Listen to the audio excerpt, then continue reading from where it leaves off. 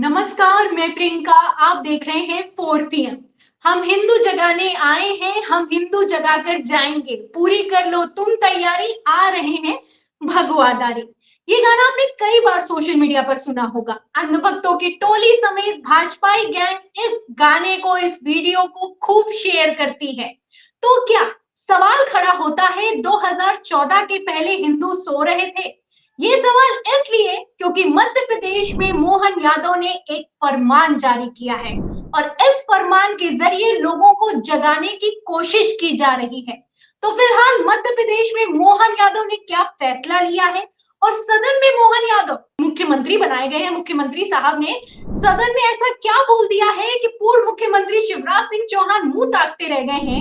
आपको बयान सुनाएंगे, फरमान भी दिखाएंगे और पूरी चर्चा करेंगे। और इस चर्चा के लिए मैं आमंत्रित करती हूँ 4 PM MP के संपादक संजीव श्रीवास्तव जी को। नमस्कार सर। नमस्कार प्रियंका।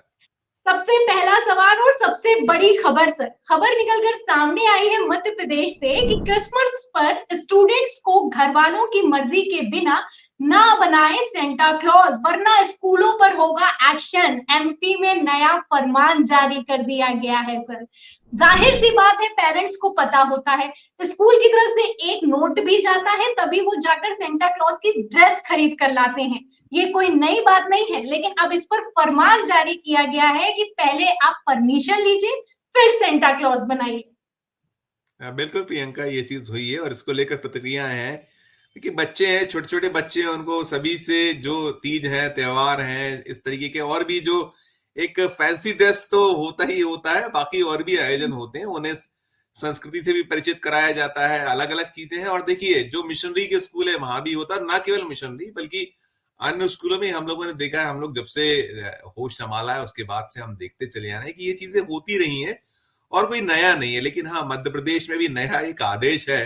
इसकी शुरुआत प्रियंका शाजापुर से हुई थी। शाजापुर जिले के जो जिला शिक्षा अधिकारी है, पहले उनके यहाँ से एक आदेश निकला था और उस आदेश को लेकर बड़ी प्रतिक्रिया आई। उन्होंने आदेश यही निकाला था कि बिना अभिभावकों के इस तरीके का कोई भी, अगर आप, खासकर इसी पे था कि जो आप क्रिसमस नजदीक है तो क्रिसमस को ही लेकर था कि यदि सांता क्लॉज बनाते हैं, क्रिसमस ट्री की बात थी कि ये सब होता है, तो इसके पहले आप अभिभावकों को विश्वास मिले, माता पिता को जो है उनको विश्वास मिले, फिर आप करें।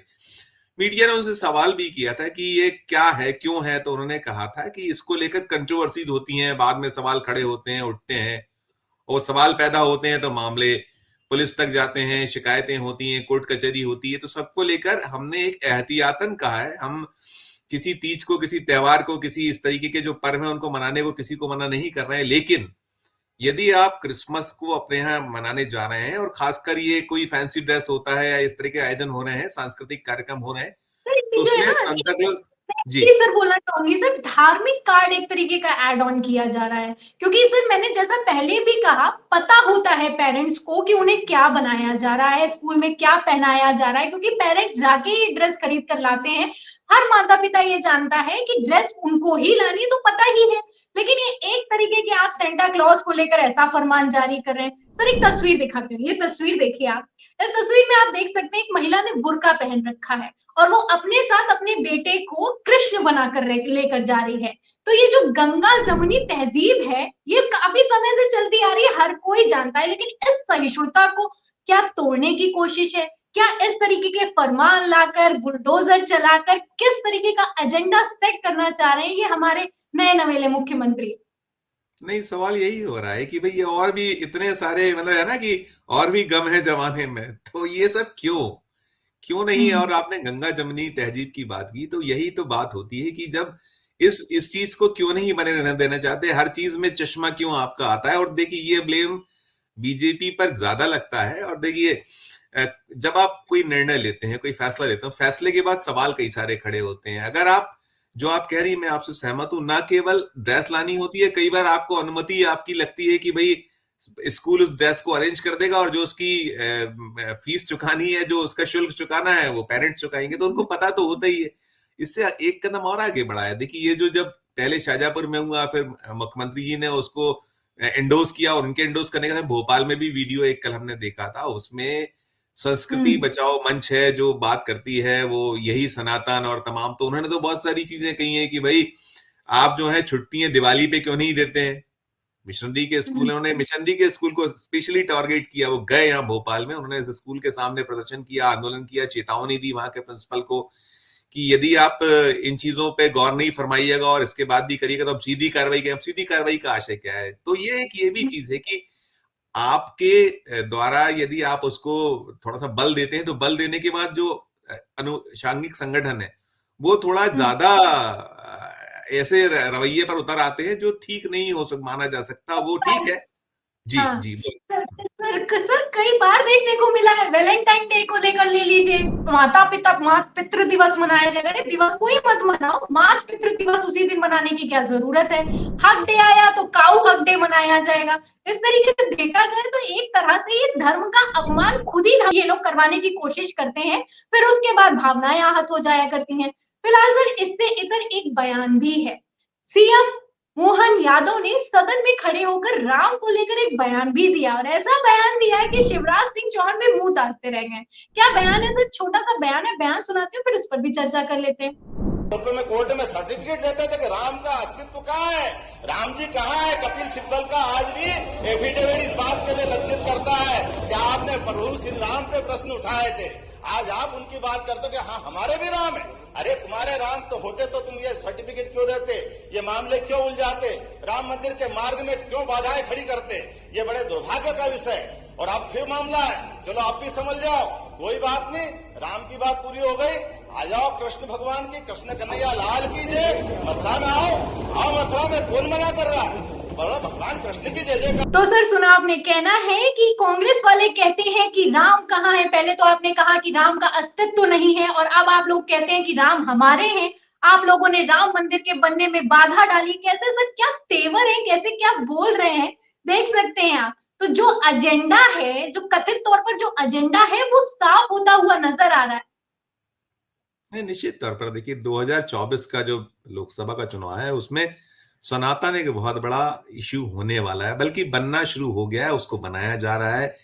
यहाँ मध्य प्रदेश में भी उसकी शुरुआत हम कह सकते हैं। यदि हम वो पहले डिसीजन पर जाएं जिसमें वो जो निर्णय हुआ कि ध्वनि विस्तारक यंत्रों वाला हुआ कि ध्वनि विस्तारक यंत्रों को नियंत्रण में करना है, फिर वो मांस और मछली की दुकानों को एक टारगेट पे लिया गया, तो चल रही है कार्रवाइयां। और सब चीजों में कहीं ना कहीं वो जो एक समाज में जो संदेश जाता है वो यही जाता है कि एक वर्ग को टारगेट करने का प्रयास सरकार की ओर से हो रहा है। हालांकि सरकार तो यही कह रही है कि नहीं, हम तो समान रूप से कार्रवाइयां कर रहे हैं। यदि ध्वनि विस्तारक यंत्र उतरवाए जा रहे हैं उसमें मंदिर भी शामिल है, मस्जिद भी शामिल है, और हमारा तो मंतव्य यही है कि इस पे नियंत्रण हो। तो यही नियंत्रण वाली बात है। लेकिन जब और उसमें डीप में जाते हो, डीप में दिखता है कि कार्रवाइयां थोड़ी सख्ती कहीं एक तरीके से, अब जैसे मैंने यही पाया कि जो मांस या मछली की दुकानों पर नियंत्रण किया गया, उसमें कई दुकानदारों ने शीशे लगा लिए। अब शीशे के बाद ये फरमान हुआ एक जगह पर, उसको पढ़ा मैंने, आज देखा और उसको वेरीफाई किया तो पता चला कि हाँ ऐसे निर्देश हुए कि यदि एक पंख भी बाहर आ गया तो आप पे सख्त कार्रवाई की जाएगी।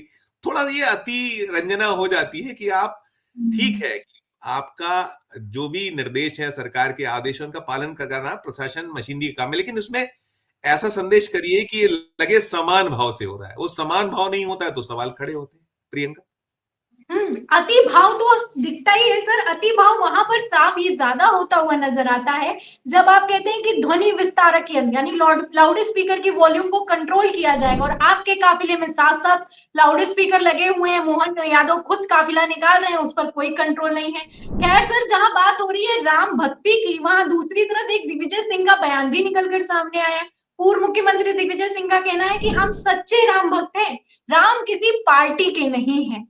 तो ये बयान निकलकर सामने आया, उसी के साथ साथ तस्वीरें भी निकलकर सामने आई हैं। तस्वीरें आप देख सकते हैं कि कैसे मोहन यादव को बधाई देने के लिए दिग्विजय सिंह पहुंचे हुए हैं। तो राम को लेकर जैसे सदन में एक तरीके से कांग्रेस को पर हावी दिखाई दिए मोहन यादव, वहीं दूसरी तरफ कांग्रेस एक सच सहिष्णुता का भाव लेकर चल रही है। आप देख सकते हैं कोई आनंद फानंद में बयान नहीं निकलकर सामने आ रहा कि मोहन यादव ने ये कह दिया तो हमें काउंटर करना है। काउंटर करने की बजाय कह रहे हैं कि हम भी राम भक्त हैं, हमें जो राम मंदिर का उद्घाटन हो रहा है उसमें नहीं बुलाएंगे, उल्टा मिलने के लिए भी पहुंच जाते हैं। तो इन तस्वीरों पर क्या कहेंगे सर? नहीं देखिए, वो कल दिल्ली की तस्वीरें थी। दिल्ली में कल मोहन यादव थे, मोहन यादव ने जो मध्य प्रदेश के सांसद गण हैं उन्हें भोजन पे बुलाया हुआ था।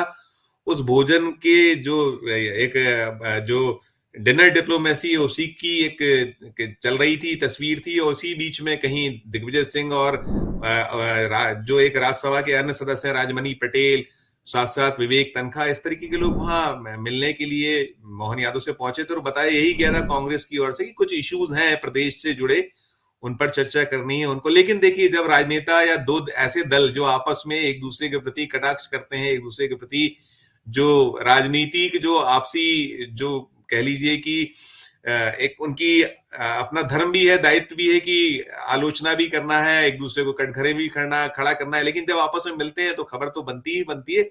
और कल इसी परिप्रेक्ष्य में मुलाकात का एक कांग्रेस की ओर से निकल के आया था कि कुछ इश्यूज थे मध्य प्रदेश को, उसको लेकर मिले, लेकिन मिलिएगा तो खबर तो बननी ही बननी है, वही खबर बनी हुई है और उसी पे हम लोग चर्चा कर रहे हैं। प्रियंका जी बिल्कुल सही कह रहे हैं सर आप। ये तो अच्छे से आता है राजनेताओं को कि कहाँ खेल करना है। हाल की तस्वीरें आपको याद होंगी कि राजस्थान के शपथ ग्रहण समारोह में किस तरीके से अशोक गहलोत और गजेंद्र सिंह शेखावत हाथ मिलाकर हंसते हुए नजर आए।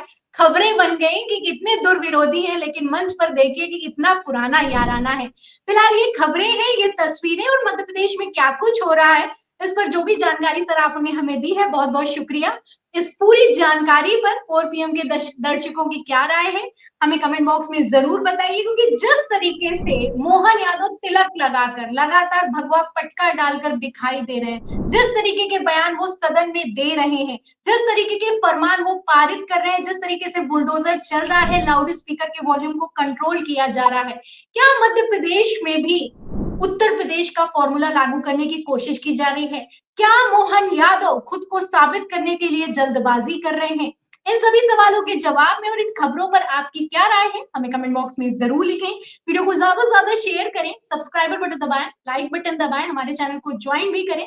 फिर मिलती हूँ अगली खबर के साथ, अगली चर्चा के साथ। तब तक के लिए धन्यवाद।